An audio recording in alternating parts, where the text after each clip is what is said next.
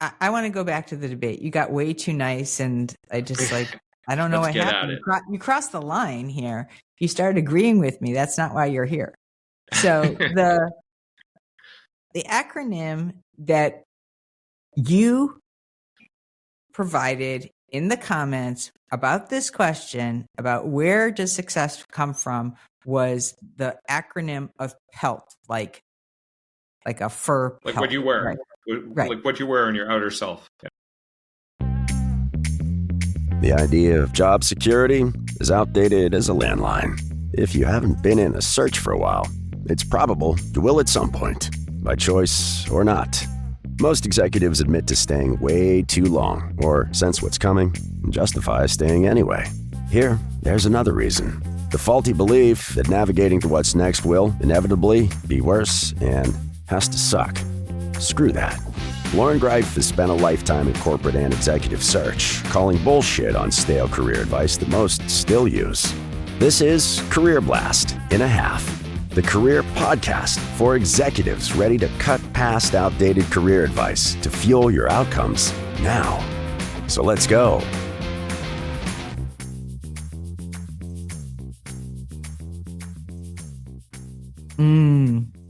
We got some fire here today. In fact, I've invited our guest today, Alan Stein, to this conversation for a healthy debate. And right before we started recording, Alan was like rubbing his hands together. He's like, ooh, I love me a healthy debate.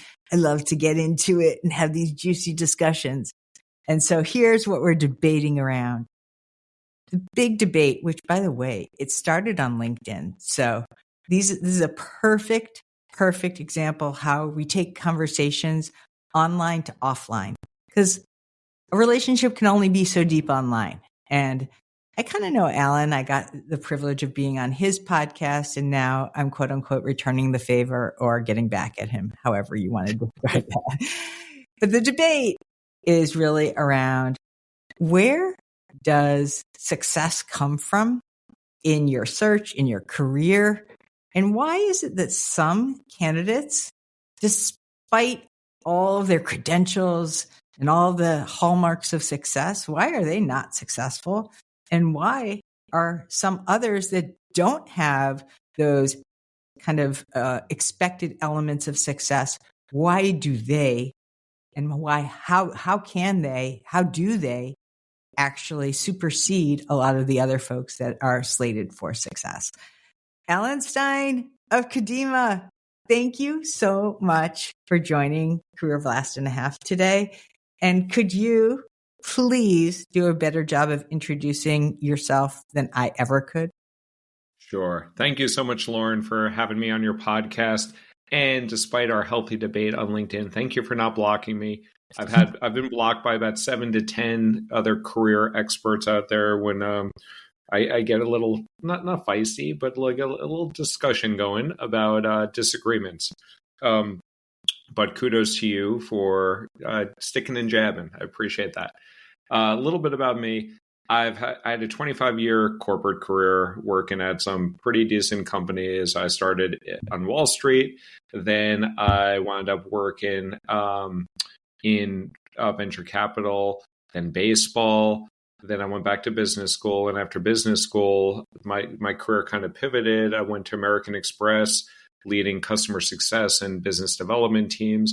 Then I moved over to Google, leading customer success, operations, sales ops teams. Then I worked at a couple different startups, including Datadog and a company called Andela. Moved back to big tech at Facebook in a data management operations role. From there, went to Tableau, and then from Tableau, I went to Salesforce.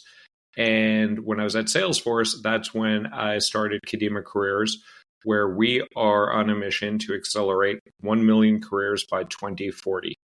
And on a personal note, I live in Brooklyn, New York, with 3 kids, 3 birds, 2 dogs, and 1 unbelievably supportive wife. Wow. Okay. A real slacker. So thank you for that. I appreciate that. And, you humbly, or in a very tongue-in-cheek way, said, works for a few companies. And One of the things that you've been very public about, Alan, and one of the things I would love for you to share is, this looks really successful, right? Anybody that works at Google is like, we have this understanding that they've arrived, oh, I work at Google. But you also had a pretty expensive,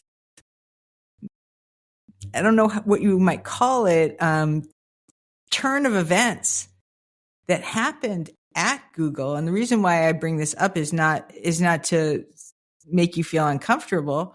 I think it's one of the most valuable pieces of your story that other people can benefit from, because after all, we're talking about what makes some candidates more successful than others. And you could have all of these things, but that does not guarantee any outcome. And so could you share this backstory of what we're alluding to and put the dollar figure out there? Because I know you and you figured it out. So shed some light. Yeah. So I've worked for 21 companies. I've had 29 jobs. I left 24 out of those 29 jobs on my own volition. The other 5 I got fired from, or asked to leave, or however, or terminated, or whatever you want to call it. Google was one of them, where I let my emotions get the worst of me.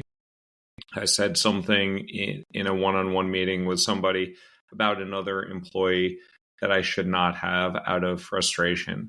And despite my previous stellar track record at Google, where I just won the Google Great Manager of the Year award and other accolades, getting promoted and so forth, because I let my emotions get the worst of me, I blurted something out in a one-on-one conversation.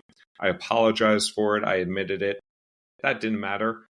After an investigation was done, I was walked out of the building and I lost a significant amount of compensation.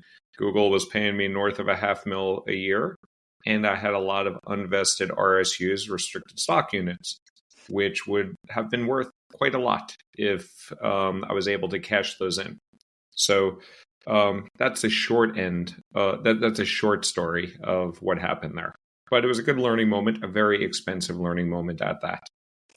And so how is it that you are able to share this story with a level of humility and vulnerability and shame-free? How are you able to do that and offer that up to other people? Because I'm sure you see it, and I do too. People are let go, and it feels like the sky is falling and this is the end.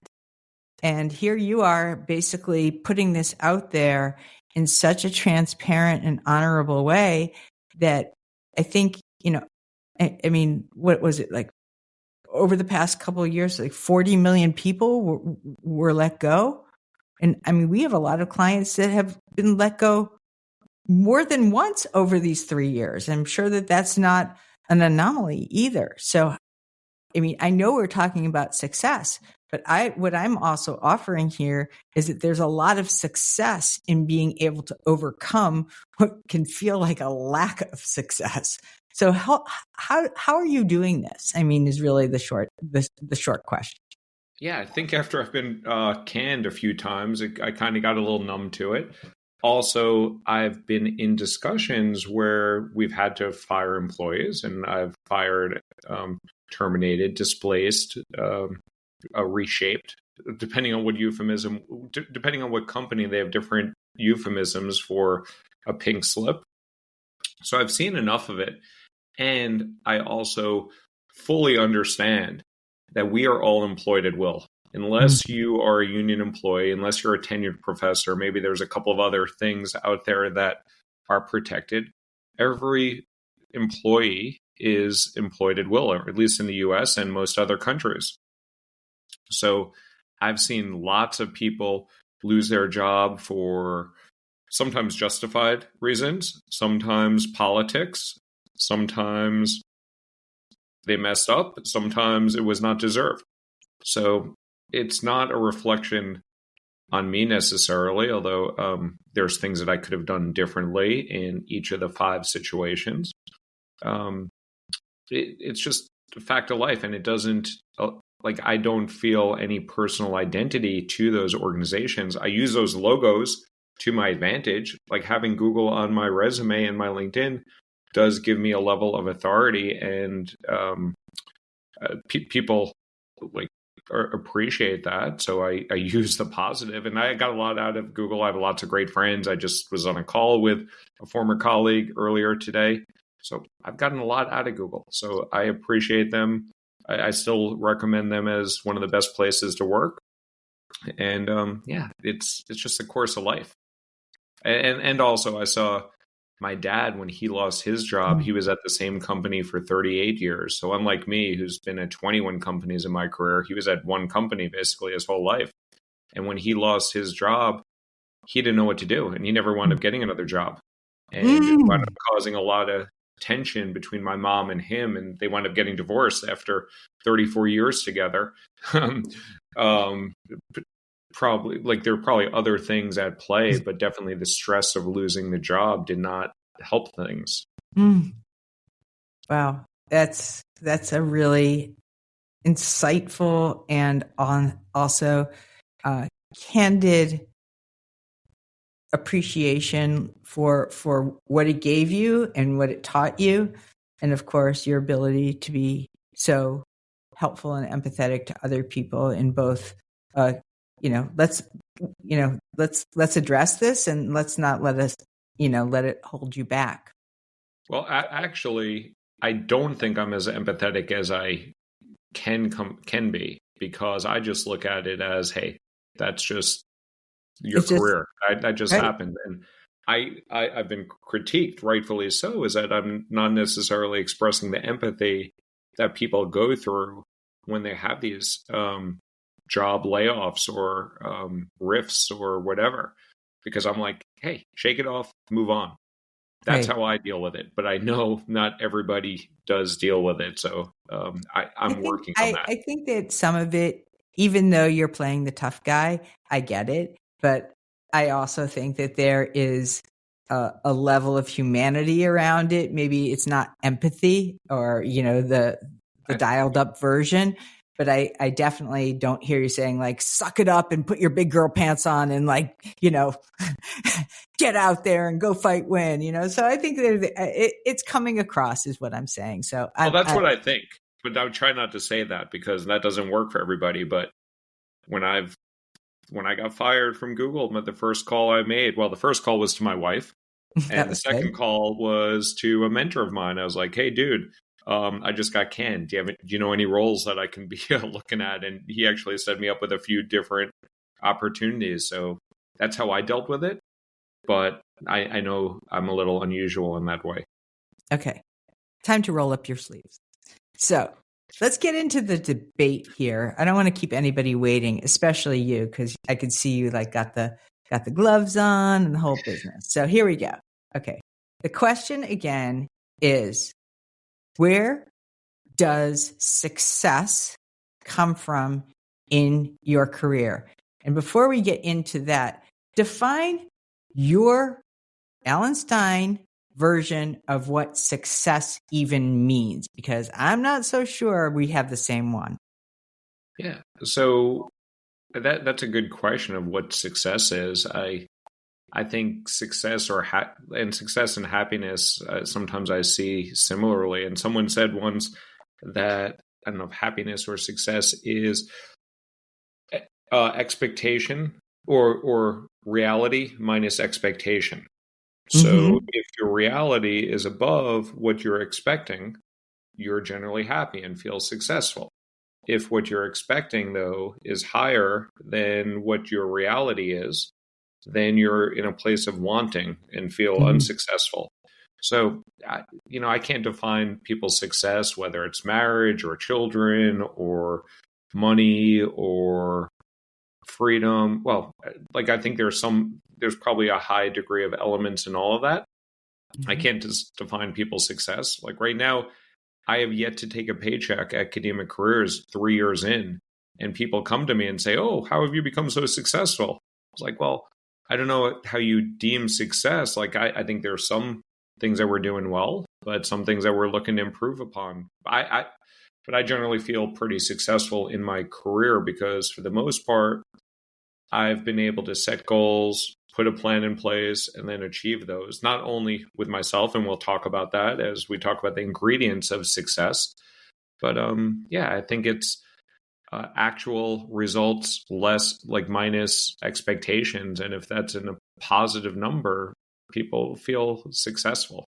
And I don't think anyone else can define success. Like people might think Elon Musk is really successful because he's the richest person in the world.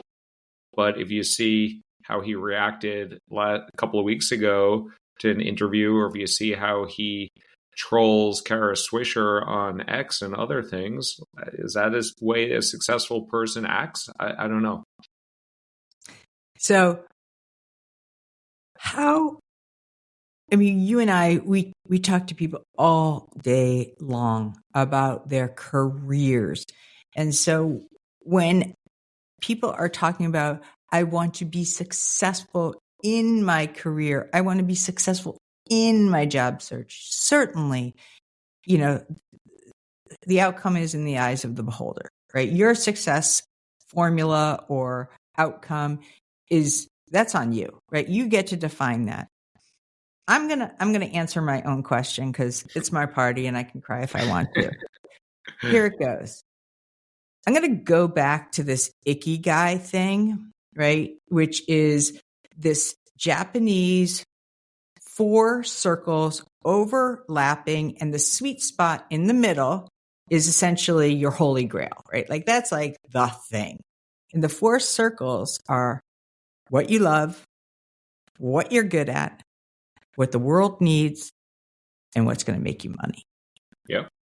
And in those overlapping areas, if you look at these visuals, you'll see like, ooh, this one, when they overlap here, that's a vocation. Ooh, over here, this one is like, this is your passion. Some of them, and when you're striking across the board, that ikigai in my world is basically, I'm in flow. I am skipping to work on Monday. I am excited about the future of what I get to impact. Mm-hmm. I am building other people up. It's a cacophony of other things, but also it's a feeling. Success is a feeling. It's not a paycheck. Success is a feeling that I am both being challenged and I am also thriving in my competency. So it's that push-pull between, okay, like I'm not bored. I mean, but I'm also not hyperventilating or, treading water. Like that's not fun. I am at that edge of where I go to work and I'm able to expand, but I'm also in a place where I am encouraged to do more of it. So there's a lot of layers. And what I really want to ask you is, how does somebody get to either the place that you described or even to the place that I've depicted? I love the concept of ikigai.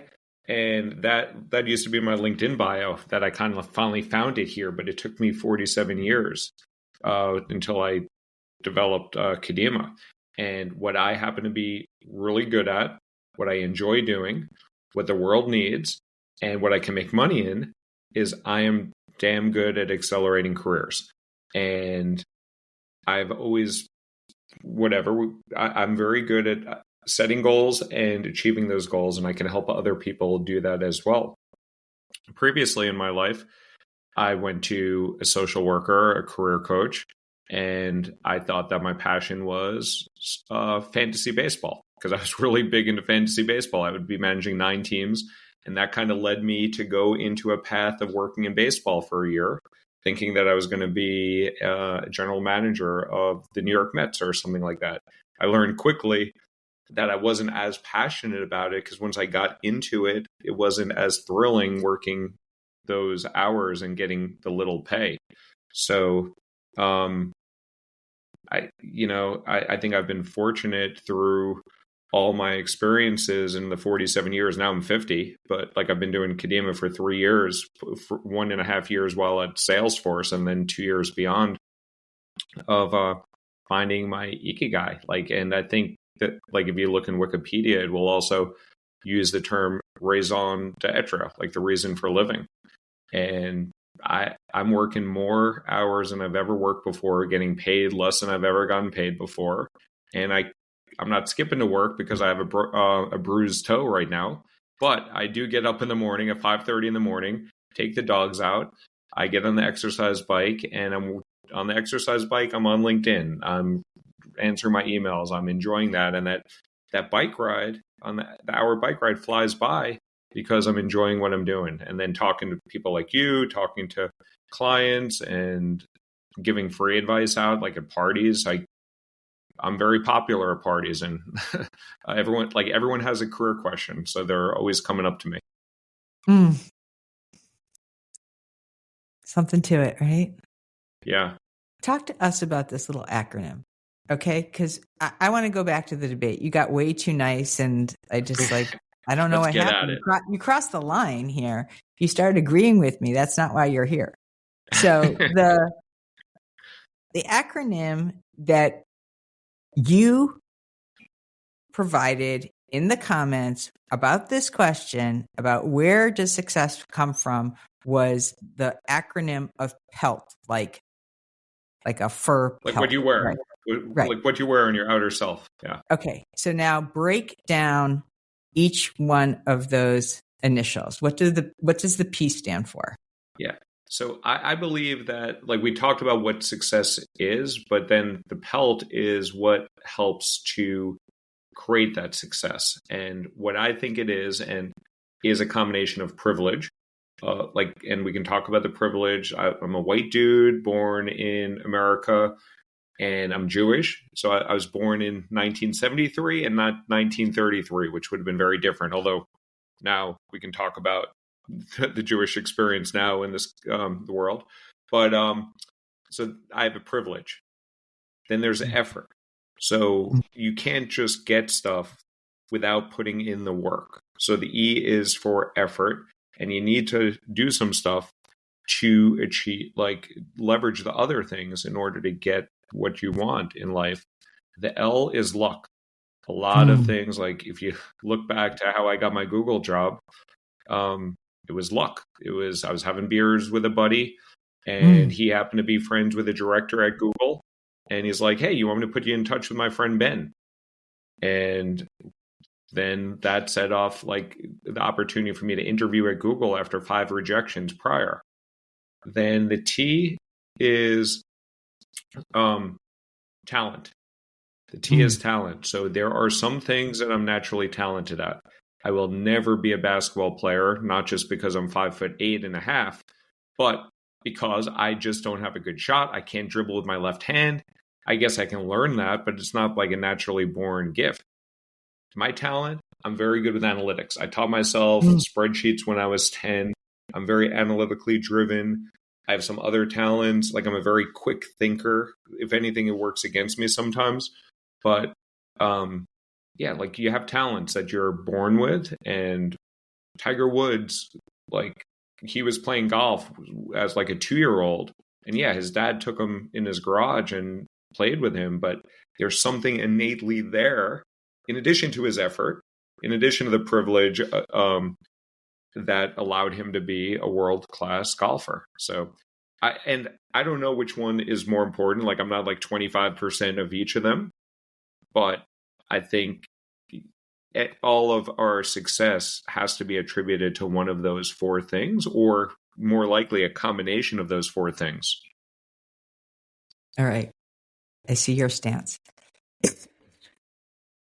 Yeah, I'd love to hear your opinion on this. I know we battled a little, not battled. We disagreed a little bit in the comments on LinkedIn, which actually is very healthy. And I wish LinkedIn actually did that more. But everyone's like, oh, great idea. Oh, congratulations, blah, blah, blah. Yeah. It's the stroking club. So I'm going to go in a little bit of a different direction. And I stand by this. So I'm not just doing this to counter you. I'm doing it because I think it's very simple. Sorry.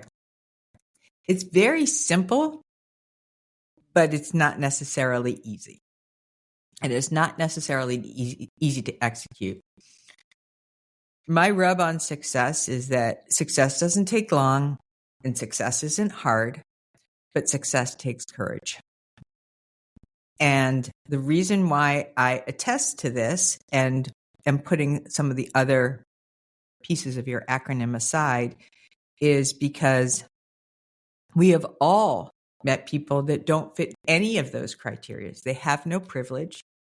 They have literally no talent, but they put themselves in situations where they are not taking no for an answer.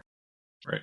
And they are dogged about following through with whatever it is and taking a lot of risk and exercising a lot of courage along the way. And the reason why I lean so much into that is because in today's job market, there's a lot of people that are missing X or Y or don't come from, the backgrounds or the pedigree that these companies are going for. And more on the middle level management areas, skills-based hiring, right? Now it's like, you don't have a degree? Like, great. Like, we don't care. You're cool. You're going to do it. You have some balls. Let's go. So a lot of that is being overcome by those who are able to demonstrate a level of courage that says, I don't care that I don't have it. You're the loser if you don't hire me, because I'm going to be able to outperform people that are coming with all of this stuff and maybe even, chewing on that silver spoon thinking I deserve it.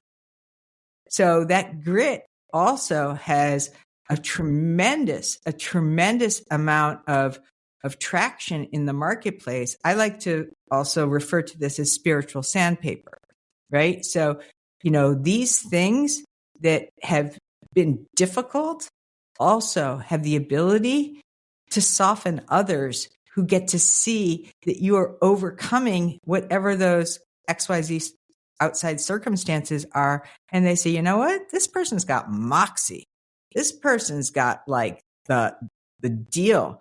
And I don't have to pander to, this person's ego or anything like that, because those humble beginnings, man, that's what I want. And I want to actually be around that person because they are not looking to take advantage of a policy, and they are wanting to help other people who have also been, in that place where they didn't necessarily have all that, but get to actually impact a bigger opportunity.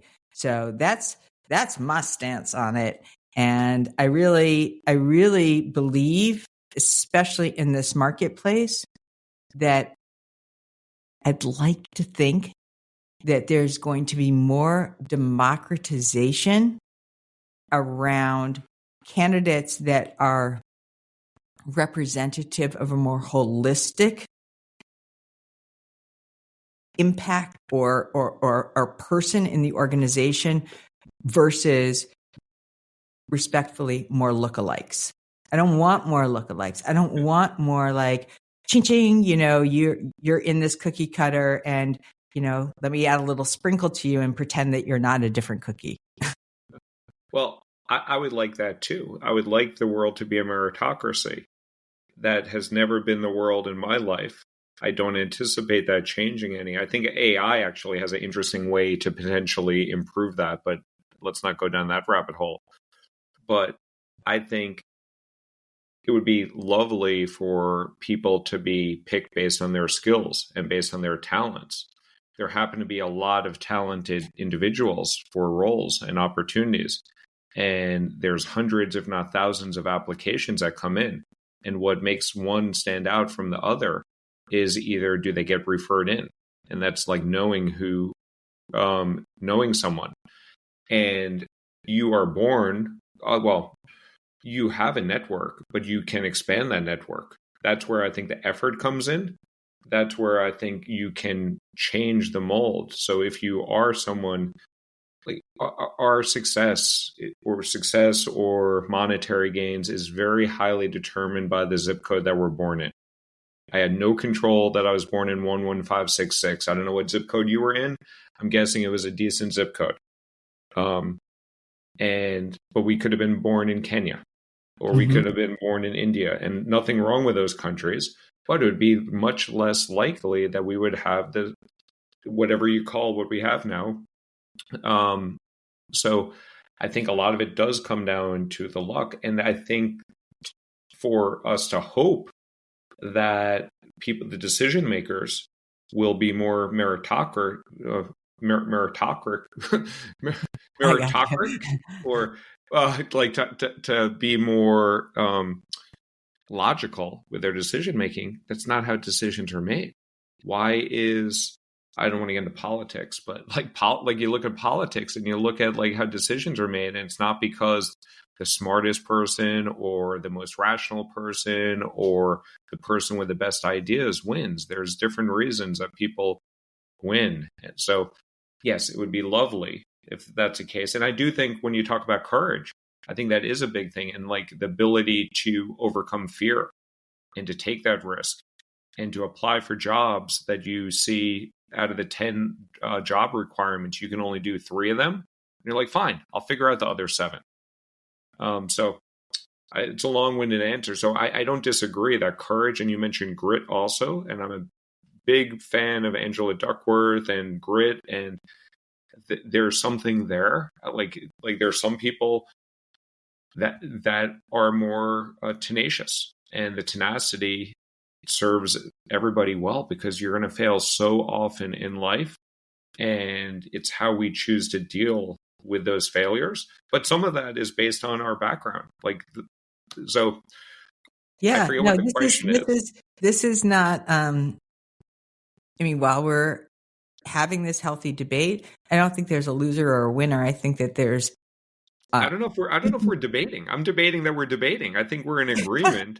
I just don't have the word courage in PELT because then it would spell clept, and it doesn't sound as good. Well, but I think there's one example that I do want to speak to that happened with a client of mine that was very intimidated by the fact that there were 1,000 applications in queue for a CMO position at a coveted sustainability company competitive to Patagonia. And she wanted this position really badly. So badly. And I had this idea that she should actually create a video where she is out in the wild, no makeup, no nothing, and tell this company why she wants to work for them and send it to the CEO. And she did. And she jumped over 999 candidates and made it into the final round, 1 of 2. And talk about some serious guts. And she was like sweaty, gritty, and like the whole thing. And they ate it up. Yeah. They freaking ate it up. And that position, she did not land. But what she did feel really good about, which is going back to the success, is she didn't bail on herself. Yeah. And she also did not come from retail. She did not have the background, and she laid it all out there. She's like, and by the way, I'm not coming from retail. I'm coming from, hospitality. And just so you know, there was she was not pulling any punches whatsoever. And they literally, the Red Sea parted, and they made it clear that it was that bold move, that act of courage, that's what cut through. So it's not like it all ended up all neat and tidy, and I'm not going to tell you it was perfect. But what I am going to tell you is it gave her a lot more courage to do more other things from that point on. And I think courage can be contagious, both in terms of what it does for ourselves. Like you did it once, you could do it again. And then also as permission to other people to exercise their own version of courage. I think that's an awesome story, and it is very courageous. So we might just be arguing about the nomenclature rather than what the person did. But this person, and this person was a client of yours, right? So this was under your guidance, and you're like, hey, let's try this. Let's throw this Hail Mary out there. And so she happened to meet you. So there was some luck there, how this woman met you and had you as a coach. And then her effort of having the balls to do what she did, put in the effort to videotape this. And I bet she edited a little. She probably filmed multiple times. No, just the first one. First one and done. Okay. So maybe okay, so that's a bad example. But, maybe she put in no effort. My hunch is she put effort in somewhere. Yes. I mean, the fact that she just did it was an effort in and of itself. Yeah. So you're 100% right. And then she gets down to the final round. So she was able to get out of the pile of 1,000 applicants for this very prized position. And maybe she was competing against someone, the former CMO of Patagonia. You said it wasn't Patagonia, but or it could have been the CEO's daughter, or it could have been a diversity hire. And they're like, hey, they're both really good, and let's go to the diverse individual. So at that point that she got to the finals, then it's she put her best effort in. I bet she prepared for the interviews. Oh yeah, she put effort in. So then it came down to luck at the end. She brought her A game. The other person brought their A game. And then if it was a different time and they didn't have that other candidate, your client would have had that job. Exactly. Yeah. So whether it's courage, anyway, I think we're battling nomenclature more than concept. We're going to keep the title, but we're going to take the sting out of it. Yeah. Right.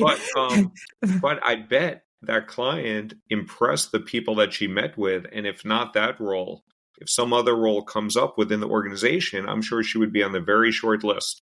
You just nailed it, because Boston Consulting Group was behind the decision and they were blown away.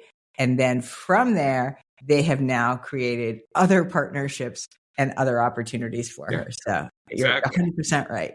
All right. Exactly. I want to turn this over to some fun. Not that we haven't had, but I asked these three signature questions. For me so far. Sorry, go ahead. Okay. I asked these three signature questions at the end of these interviews because I think they're fun. Our listeners think they're fun. So if you don't think they're fun, listeners, let us know. So the first one is, Alan Stein. Let's get your take on what Post-it. Should we put a PELT Post-it on our desktop or somewhere nearby? What would you suggest that we do when we want to keep our mindset and or thoughts about our career in a place of forward-thinking success? So the three words that I always repeat, and this is a hashtag I put all over LinkedIn, is own your career.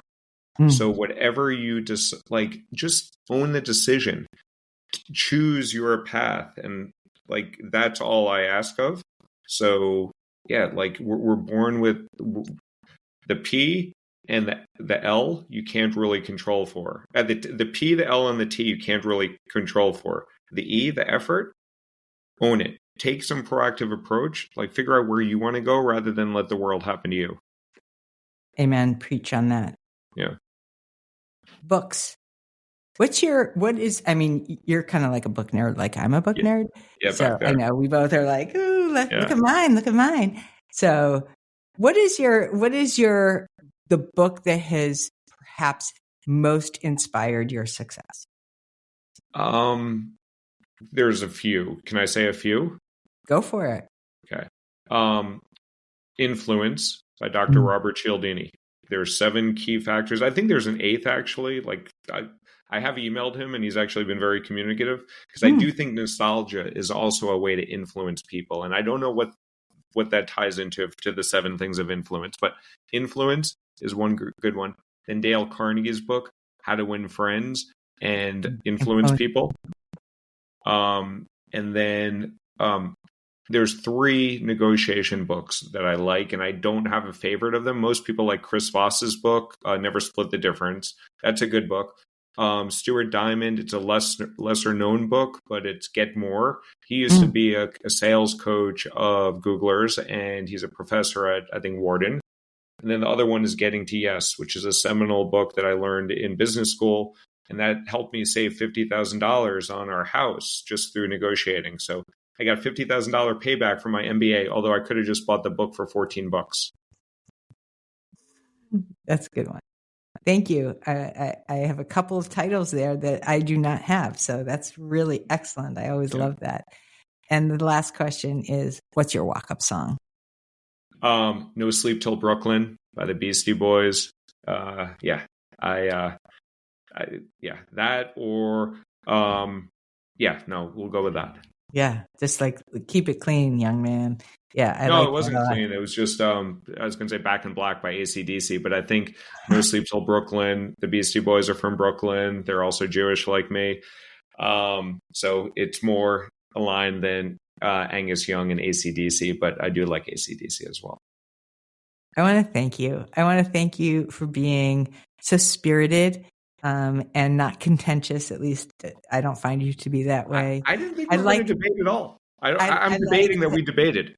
I meant just in general, like you said, that some of the other coaches like kind of kicked you out of their fan club. And really for all the people that you've helped this year as part of your mission to reach in 2040. And, I just wish you peace on earth and good things your way to you, your family, your birds, your dogs, your cats, your wife, everybody. I wish we had cats because then we wouldn't have birds, but we don't have cats. Okay. Well, all the animals. And thank you, listeners. Thank you so much for everything that you have done to support Career Blast and a Half. We're not even 1 year old. We're over 104 or 5 ratings on Apple Podcasts. We have lots and lots and lots of great guests coming in 2024, and things are getting really, really hot in here. And I'm so happy about it because this is a love for us. So if you love it too, please write a review on Apple, and please go find Alan Stein on LinkedIn or at Kadima Careers. And that's where I'll be too, on LinkedIn. Or our podcast. They should listen to the podcast when you were on the Sick Career podcast. We'll put that in the show notes too. So thanks again, you guys and women, and have a wonderful rest of your day and whatever is remaining for this year. The idea of job security is outdated as a landline. If you haven't been in a search for a while, it's probable you will at some point, by choice or not. Most executives admit to staying way too long or sense what's coming and justify staying anyway. There's another reason. The faulty belief that navigating to what's next will inevitably be worse and has to suck. Screw that. Loren Greif has spent a lifetime in corporate and executive search, calling bullshit on stale career advice that most still use. This is Career Blast in a Half, the career podcast for executives ready to cut past outdated career advice to fuel your outcomes now. So let's go.